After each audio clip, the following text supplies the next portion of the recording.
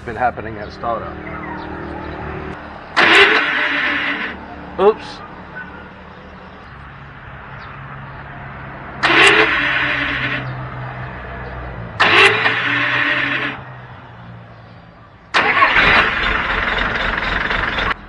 So I don't know if you can hear that, but the starter sounds funny.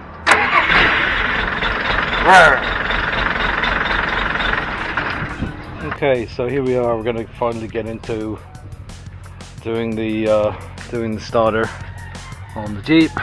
We get underneath, pull the starter off, replace the Bendix, and no more grindy starts. There's the starter out, and yeah, that there is the wear on the drive gear, which is kind of obvious.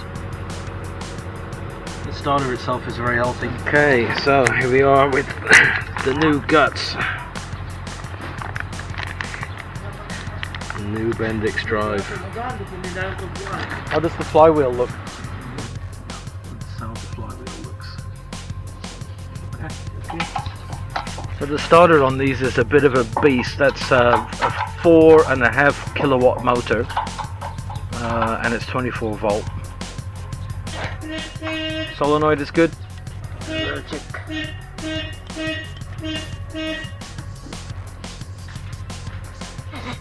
Smells nice.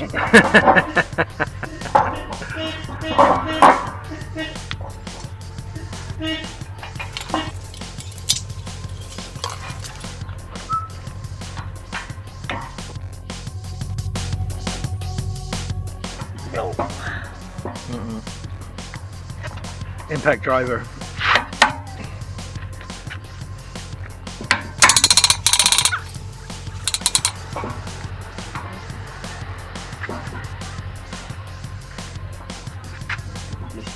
Yeah, last person to go in there was very rude with those screws.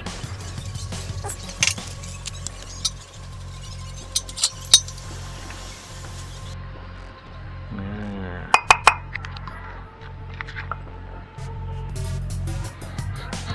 Okay. Smells like ozone. Brushes look pretty good, huh?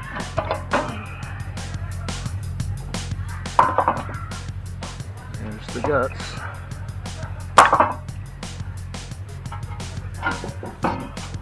Bearing is good.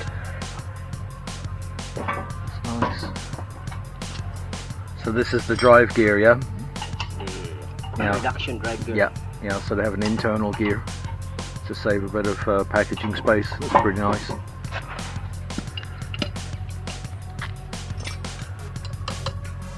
And now we'll get the Bendix apart. See, there's the fork, which is on a pivot, which is down there, so it's a little bit hard to extract. But of course, with that in place, nothing will come apart. So there's the pivot pin. Is that a bit worn? Yes. The grooves. Yeah, so it's got those two bearing surfaces on there, which over time they will slowly eat into that pin. This is not super hard.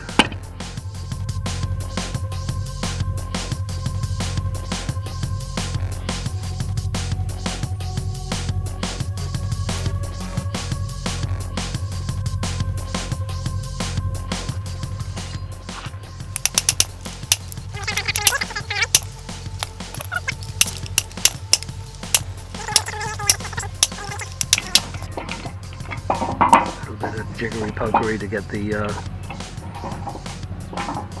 fork out of the way.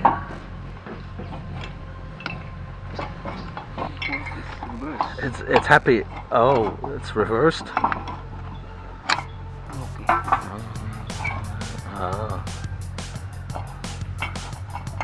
Aha. Very dirty.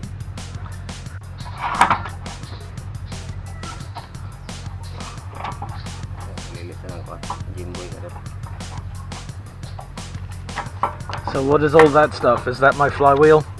Or clutch? Where does that stuff come from? Or is it mud? Mud. Mud. Oh, then it's my fault. Mud and this is mud. Mud and grease. Yeah, the mud is my fault. So this is probably one of the problems here. You see here, this the hole is a little bit elongated, and that pin has got some wear grooves in it. So all of this is wearing to the point when the solenoid pushes on the fork doesn't drive the drive gear all the way into the flywheel, and that's giving us some of our engagement problems.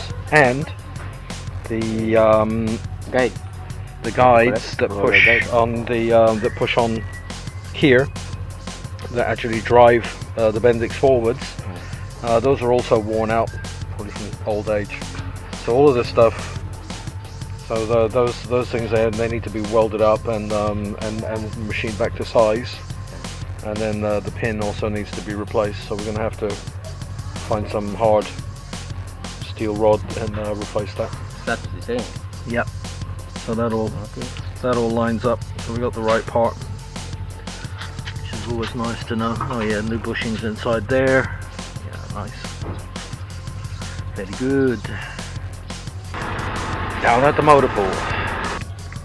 So here we are at the Noreco yard.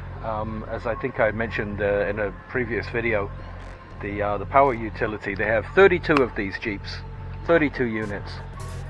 So they're very familiar with them, and if you have a look at the ones that they have, then you see very quickly some of the really common problems, especially with the rust. So we're just going to have a quick look around this unit, which is a bit rotten. The first spot on the fender, that's a usual spot. That all of that rots from water capture. There's a space between the brace there and the actual skin of the fender itself, so water gets in there and it stays there and it just starts to rot through. That's really common. If you leave it for long enough, you get a problem there. And then going around your usual spot at the bottom of the fender, again, because there's a bracket there. Show you. See that bracket? That's actually missing on this one now. It's probably all rotted away. And then that spot there. That seems to be very prevalent. Then around the side, still on this side is okay, but then you've got this usual problem here. There's a box section that runs across one side of the vehicle to the other, and it traps water there. And because it can't escape, then it just starts running there. That's one of the problems. And then at the back, the side is usually okay, but the back usually is a problem. Yeah, like around the military blackout lights. That often starts rotting there. Yeah, and then the same thing on the other side. It's usually like with the power socket there, and the blackout light assembly, that it all rots through from the back there. I think a lot of it is because there's just no mud guards on these, and the tires, they just throw all the dirt up, and the mud just sticks on the inside and it just rots through.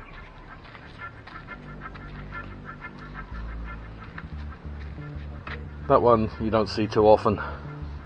That's a bit of a special case. But again, here, that box section in here, and this one has the bigger problems in the sills. So again, because this is like double section, and I think Mitsubishi, they just didn't think about how water was going to drain out of there. There's just no way for the water to drain out. So sooner or later, it just eats through. Mine did the same thing. Little spots all the way along. And then on this side, the same. Yeah, on the front here, like mine was, down the side of the fender there, across the bottom of the fender where the brace is. And this one has the same problem on the brace across, and the same problems at the front. Same issues. How about the window frame? Mine had a really bad rot in the window frames. one looks better than mine actually. I should have just stolen his. That one looks okay as it goes. And of course the passenger seats, they usually go around the edges there like that. I had the same problem with mine, but otherwise the tub looks okay. Yeah, he's got some problem in the back here. You can see that there, see right through there. That's a problem. Doors look okay then. So as you might be able to tell, this one's J25 actually. It has the Indicool 40R5 turbo engine. It sounds pretty good, if you can hear me. So this is another J23, but this is a little older than mine. This one has the old school direct intake that feeds into the grill instead of the semi-snorkel thing. So that's a little bit different.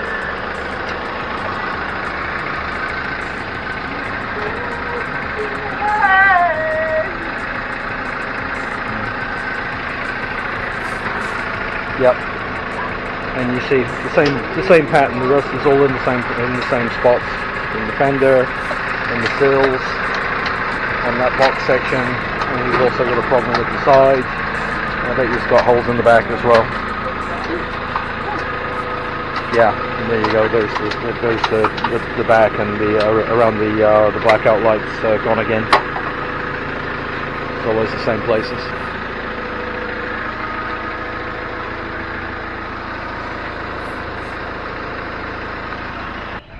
So this is another unit that's been here, being worked on and off. They're not really trying to restore these, you know, they're working vehicles. So they get patched where necessary. And oh, interesting. This one is Indicooled. Maybe it's a 40R5 turbo. So they're not shy to, you know, modify them a bit. I try to keep mine original. But they're not shy to modify the things with some DIY footsteps. Instead of trying to fix the original, just replace the whole thing.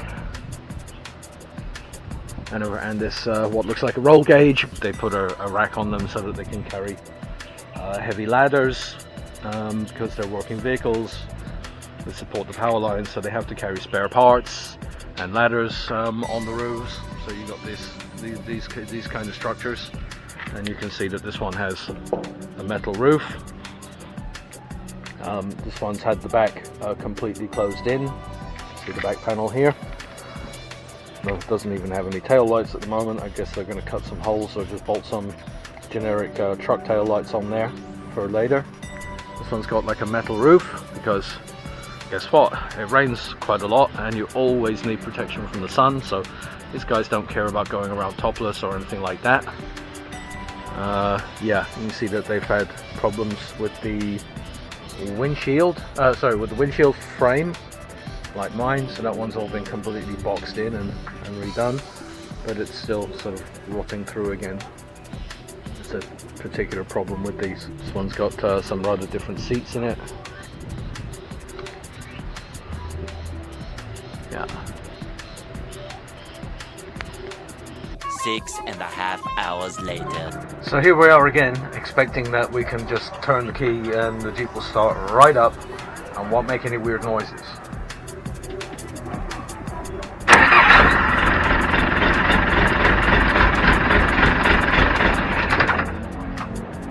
One more time to be sure.